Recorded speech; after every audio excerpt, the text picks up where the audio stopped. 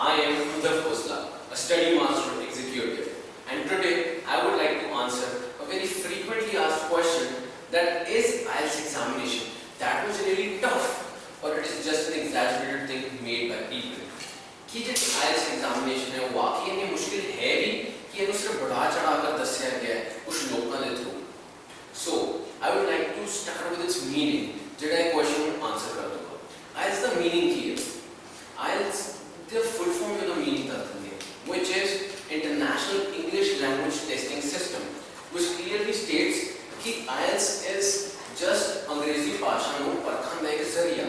So English Language Testing System means एक अंग्रेजी भाषा ਨੂੰ ਪਰਖਣ ਦਾ ਜ਼ਰੀਆ. So that is the reason it consists of only 4 modules. ਉਹ क्यों? क्योंकि how do we say that ਸਾਨੂੰ ਇੱਕ language कोई भी भाषा समझ आ गई. So we could say it by if we listen to it and we start to understand it. ਜੇ ਆਪਾਂ ਨੂੰ ਸੁਣ ਕੇ ਸਮਝ ਸਕੀਏ, ਜੇ ਆਪਾਂ ਉਹਨੂੰ ਪੜ੍ਹ ਕੇ ਸਮਝ ਸਕੀਏ, ਤੇ ਜਿਹੜਾ ਆਪਾਂ ਸਮਝਿਆ ਉਹਨੂੰ ਆਪਾਂ ਲਿਖ ਵੀ ਸਕਦੇ ਹਾਂ, ਜਿਵੇਂ ਮੈਂ ਤੁਹਾਡੇ ਨਾਲ ਗੱਲ ਕਰ ਰਿਹਾ ਉਹ ਵੀ ਤੁਸੀਂ ਸਮਝ ਪਾ ਰਹੇ ਹੋ. So these are the 4 things, the 4 modules ਜਿਹੜੇ IELTS ਦੇ ਵਿੱਚ ਨੇ. ਤੇ ਕਿਉਂ ਯੂਜ਼ ਹੁੰਦੇ ਆ, ਕਿਉਂ ਬਣਾਏ ਗਏ IELTS? It is a very clear fundamental thing. IELTS इसलिए बनाई गई है क्योंकि ਆਪਾਂ USA, ਕੈਨੇਡਾ, ਆਸਟ੍ਰੇਲੀਆ ਕਿਤੇ ਵੀ ਜਾਂਦੇ ਹਾਂ, ਉਹਨਾਂ ਦੀ ਫਰਸਟ ਲੈਂਗੁਏਜ ਇੰਗਲਿਸ਼ ਹੈ. So if we go in their country, we should be able to communicate with them. ਜਿਹਦਾ ਮਤਲਬ ਆ ਹੈ ਕਿ ਜਦੋਂ ਆਪਾਂ ਉਹਨਾਂ ਦੇ ਦੇਸ਼ 'ਚ ਜਾਂਦੇ ਹਾਂ, ਆਪਾਂ ਉਹਨਾਂ ਨਾਲ ਗੱਲ ਕਰ ਸਕੀਏ. ਕਿਉਂ? ਜਿਵੇਂ ਮੈਂ ਕਹਿੰਦਾ, ਜੇ ਉਹਨਾਂ ਦੇ ਦੇਸ਼ ਵਿੱਚੋਂ ਕੋਈ ਪੰਜਾਬ 'ਚ ਵਿਜ਼ਿਟ ਕਰਦਾ ਹੈ, ਕਿ ਉਹ ਸਾਡੇ ਨਾਲ ਚੰਗੀ ਤਰ੍ਹਾਂ ਗੱਲ ਕਰ ਪਾਊਗਾ ਨਾ? ਕਿਉਂ? ਕਿਉਂਕਿ ਉਹਨੂੰ ਸਾਡੀ ਲੈਂਗੁਏਜ ਨਹੀਂ, ਉਹਨੂੰ ਸਾਡੀ ਭਾਸ਼ਾ ਨਹੀਂ ਆਉਂਦੀ. ਤਾਂ ਉਹ ਪੰਜਾਬ ਦੇ ਵਿੱਚ ਜਾਊਗਾ ਤਾਂ ਉਹਨੂੰ ਜਦ ਪੰਜਾਬੀ ਨਹੀਂ ਆਊਗੀ, ਉਹ ਸਾਡੇ ਨਾਲ ਗੱਲ ਕਰ ਕਿਵੇਂ ਲਊਗਾ?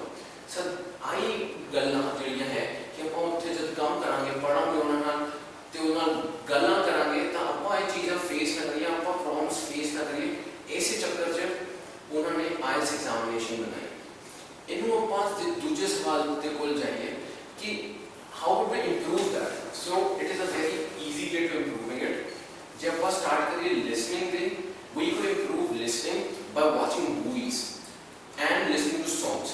But starting ਦੇ ਵਿੱਚ if you are watching movies, ਤਾਂ watch with subtitles, ਜਿਹੜਾ ਨੀਚੇ ਲਿਖਿਆ ਹੁੰਦਾ, ਤਾਂ ਕਿ ਤੁਸੀਂ ਜੋ ਵੀ ਉਹ ਕਹਿੰਦੇ ਹੈ ਤੇ ਕਿਵੇਂ ਪ੍ਰੋਨਾਂਸੀਏਸ਼ਨ ਹੈ ਉਹਨਾਂ ਦੀ, ਕਿਵੇਂ ਪ੍ਰੋਨਾਊਂਸ ਕਰਦੇ ਹੈ, ਉਹ ਤੁਸੀਂ ਸਮਝੋ ਤੇ ਉਹਨੂੰ ਦੇਖਿਓ ਕਿ ਉਹ ਕਿਵੇਂ ਬੋਲਦੇ ਹੈ, ਕਿਵੇਂ ਉਹ ਗੱਲਾਂ ਕਰਦੇ ਹੈ, ਤਾਂ ਤੁਹਾਨੂੰ ਸਮਝ ਆਉਗੀ ਕਿ ਕਿਵੇਂ ਦੂਜੇ ਬੰਦੇ ਨਾਲ ਆਪਾਂ ਗੱਲ ਕਰ ਸਕਦੇ ਹਾਂ. Second is listening to songs.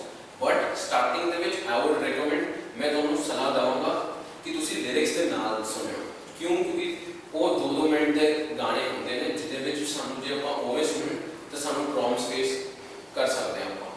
So these are some of the basic ways ਜਿਹੜੇ ਸਟਾਰਟਰਸ ਜਿਹੜੇ ਜਿਨ੍ਹਾਂ ਨੇ ਹੁਣੇ IELTS ਸਿੱਖਣੀ ਸਟਾਰਟ ਕਰਨੀ ਹੈ, ਉਹ ਇਸ ਤਰੀਕੇ ਨਾਲ अपनी IELTS एग्जामिनेशन इंप्रूव कर सकते हैं. बाकी मैं कुछ मूवीज रिकमेंड कीतियां ने डिस्क्रिप्शन से, तुसी वो भी जाके देख सकते हो. And stay home, stay safe and stay creative.